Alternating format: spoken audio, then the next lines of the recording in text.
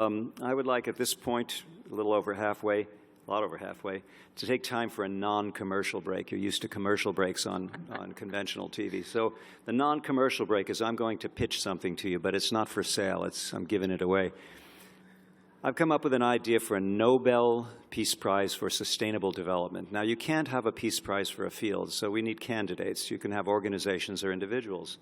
We've got one organization and 2 individuals. The organization is the Club of Rome. Now, why the Club of Rome? The Club of Rome commissioned a report in the early 1970s called The Limits to Growth.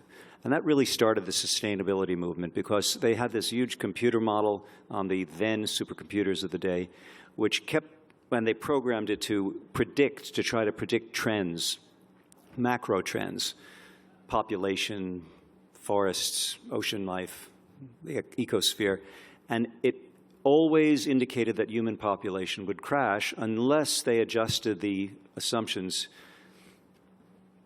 to assume that we actually dealt with our environmental problems quickly. Now, that was in 1972 it was published. They've updated it since. There's a 2002 update, I believe, and it's still tracking their predictions.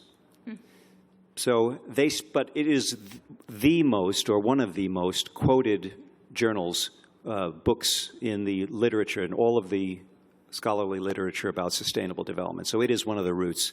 So the organization that commissioned it, the Club of Rome, is one of the nominees. The second is a gentleman whose name is not a household word, Dr. Herman Daily. Dr. Daily was, for 6 years, a World Bank senior economist in their environmentally sustainable development department, and he is known to be the father of ecological economics. There's a big misconception that the economic system that we have is the only one possible. Not.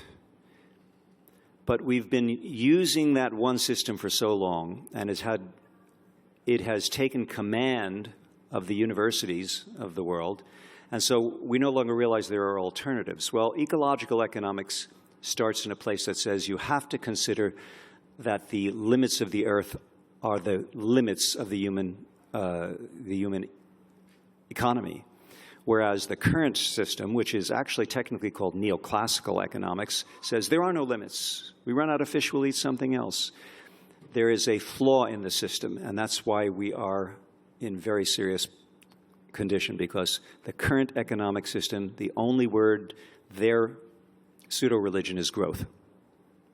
If you grow, it'll solve all problems. Whereas ecological economics says there are limits to growth.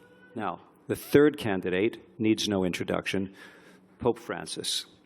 Pope Francis, who spends every day probably teaching and preaching about ecology in one form or another, and fairness and equity and all of the human values, the things that make us most human, came out with something called the Papal Encyclical this year, which was the English translation I have is 91 pages long, and it is very enlightening.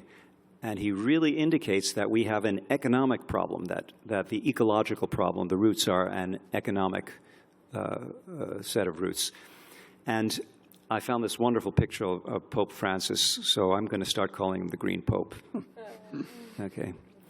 Now, these 3 candidates are integral to the prize. So please, go to NP4SD. Here, we'll run it by you again. The Nobel Peace Prize for Sustainable Development.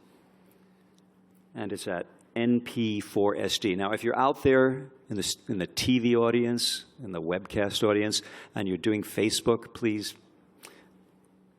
segue on over to NP4SD. And for the public, you do a nomination, you do an endorsement.